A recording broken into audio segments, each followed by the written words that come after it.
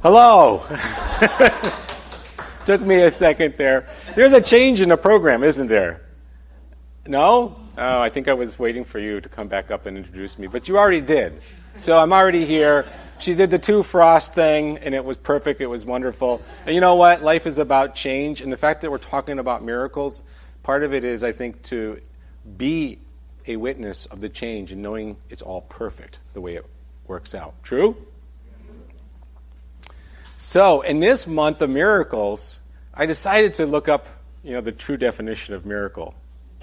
Why not start with a talk on miracles? I know what I'm talking about. And no matter where you look, it's slightly different. And basically it comes down to something along the lines of some unexpected great thing happens beyond our belief. That sounds pretty good. But beyond our belief, because as we're taught, everything is done unto us as we believe. So wouldn't it be better if we believed in miracles? If we lived a life where we believed in miracles, would that not be a different life? Albert Einstein actually has this amazing quote. Many of you probably have heard this before. It's we can look at life 2 ways. We can look at it as nothing is a miracle. Or the complete opposite of that everything is a miracle. If we look at life that everything is a miracle, that will shift quite a bit in our life. And what we learned last week from 3 practitioners sharing their amazing story is we can take it one step beyond that, and we can actually invoke that good specifically. Whether it's a passport that's missing and we need to manifest that instantly, or it's a new, better living space, or the rescuing of a baby bird. We can put intention, and we can believe that this power for good, Ernest Holmes' quote, there's a power for good in the universe, and we can use it. There's a power for good in the universe, and we can use it. And a big part of that is we not only can use it, but wouldn't it be great if we consciously think about using it every day? So I look at the 3 things. Being aware that there's this good in the universe. Also, the second part of that statement is that we can use it, but actually using it. And then being in a state of allowing and gratitude and accepting, because sometimes we're not always accepting of our good. True? So in the state of miracles is being able to, truly understand that there is this power in the universe that we can use, but we have to take action, conscious action. It's like having a beautiful keg of beer, right? If we don't go over and work the tap, maybe a spiritual center isn't a great place to talk about beer. Or a car, beautiful car. We have the keys to the ignition, but if it's sitting there and we don't take it, drive it, and go for a ride, just having it, not putting it to use, that's where we can make that intention. How many people wake up in the morning and the very first thing that they do is they actually go into conscious prayer or affirmations? I'm sure some of you do, and then some of us maybe look at our email, maybe flip through Facebook or another app. But the truth is, if we can set our day, set our intention, or at any moment, choose to see the world where nothing is a miracle, but where everything is a miracle, we're living a completely different life. Now, I didn't find the Center for Spiritual Living until about 10 or 11 years ago. And I want to introduce my prayer partner, who is Malika. Say hi to Malika. She's from the Center for Spiritual Living in Cape Coral. We actually pray every Monday morning. What an excellent way to start the week. She's been a practitioner with the center down there, and she's been a motivational inspiration in my life as well. She's also a Toastmaster, and if you ever get a chance to come down to our Toastmasters Club, you'll hear wonderful speeches from this young lady. When we start to apply what we know, we can create great shifts in our life. However, long before I came to for spiritual living, I think I innately knew. I think we all did before we walked through this door. Something magically brought us to here, but somehow we knew inside of ourselves that there is this divine presence. Somehow maybe we've been talking, whether we call it contemplation, or when we're a child we have that, that special friend, or whether we're talking to even what we call our higher self. That is awareness that there's something there. And much like life, though, life is like that virtual reality game where we can be, it's like the kid that's in front of the computer all day long, and the mom's calling him for lunch, but he's so trapped in in the game. We're in a virtual reality game. We're being, driving the kids here, going to work, these routines that we have, getting up at a certain time, and we're inundated with the everyday activity of life that sometimes we don't sit, breathe, and actually consciously use the guidance that's around us, the divine that loves us, that's always saying yes to us. So when I first, you have moments in your life where you're like, oh, that was a miracle. That was a miracle. And those miracles kind of awaken you. When I first got out of college, before I actually went into my first job, I decided I really wanted to travel the world. But I had a limited budget. My dad gave me a plane ticket. He was flying over to Nottingham, England with his business, so he gave me this free plane ticket, and I decided that I wanted to ride my bicycle up the coast of Scotland. Cool? Now imagine back then, no cell phones. There's just no way. I mean, how do you budget this? Scotland looked like 4 inches on a map.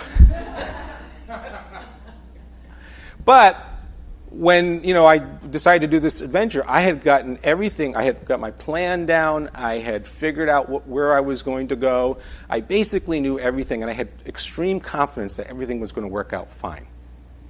However, because of my limited budget, I wasn't able to buy one of those hard, beautiful cases that you could pack a bicycle in and you can ship on the plane and know that your bike is going to come out on the other end and be absolutely in one piece and beautiful.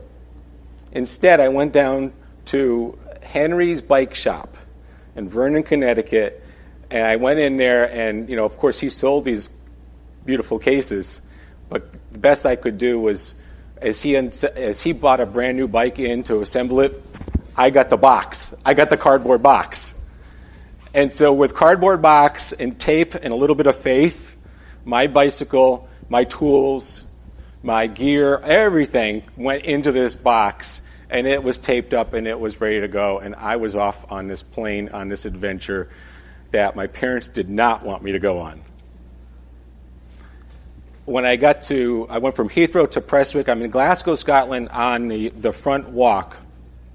After my box mysteriously appears on the baggage, carousel, I bring it out, and I realize as I'm bringing this box out, there's a hole about this big in the box, and suddenly my mind goes, "This is not good." I just felt that fear. Have you ever had that where, the hole in your box in life sometimes comes up and it's like, oh my God, something's going wrong here. So my mind instantly felt that there was something not good. And as I took and opened up the box, everything seemed to be there. Everything, Dana's into bicycles, so he's listening to this story. Everything seemed to be there. I had my tools, and yet there was one thing missing. It was the bolt that allows your handlebars to be affixed to your forks so you could steer your bike. And here I am, millions of miles away from home, with one critical component, and that's what that hole in that box was. That's what was missing. So at that moment, of course, what do you typically do? I freaked out. However, at a certain point, I realized, what else can I do but pray? And ask, Spirit, I know there's got to be a way. There's got to be a way that I can continue this trip. I didn't come this far I didn't come here without the apps with a few dollars, not in the absence of mom and dad, and to be able to not do the trip that I really, really want to do. My vision was in the trip. And somehow through this contemplation I don't even know what I was talking to, but somehow through this contemplation, I started feeling good. I started feeling confident. I started feeling assured. I started feeling like there was an answer, and I don't even know if I knew how to pray. I just had this conversation, and I knew that there was something going on here. And just at that moment, a young man walked up on the sidewalk, and there was people pretty much ignoring me the whole time, and this person walks up, and he walks up, looks at my bike, and starts to talk to me about, he recognized that here's a guy with a cardboard box and a bicycle. Looks like he's going on an adventure. And I told him, I said, my only problem is I don't have a bolt. I don't have this, for the steering wheel. And he's like, well, that's easy, lad. Go right down the street, make a turn right on the corner. There's a bike shop. That myself was a miracle. That changed my experience, changed my confidence. And as I went down the street with my bike that I couldn't steer, I went into this bike shop, and it was the owner, the funny thing was the owner looked like Phil Collins. I don't know if he really was. I didn't ask him to sing, but he did. He looked just like Phil Collins, which was bizarre. But there was just two people there, and they looked at my bike, they looked it over, and they said, they kind of were shaking their head, and they're like, you know what? We're all metric. The size of the bolt, the actual thread, the diameter, everything for your bike, I don't think we can make this work. And then one of the gentlemen said, hold on a second, and he leaves. And a little while later comes back, and he says, I don't know how long I've had this. I don't even know why I still have this. I've just been saving this for years. That worked perfectly. So here's the thing. It was an amazing trip. I got to see the Scotland, England, and Wales. I got to meet some amazing people. I got to see the castles, the vistas. But what stuck with me for the longest time and to this day is there's a power for good and you can use it. And so when I show up to Science of Mind, when I show up to Center for Spiritual Living, and one of the reasons why I engaged in becoming a practitioner was because if I can use this, not only the miracles I can create in my life, could I be that support for the miracles I can create in other people's lives as well? So the miracles that we see in our life really are the everyday things.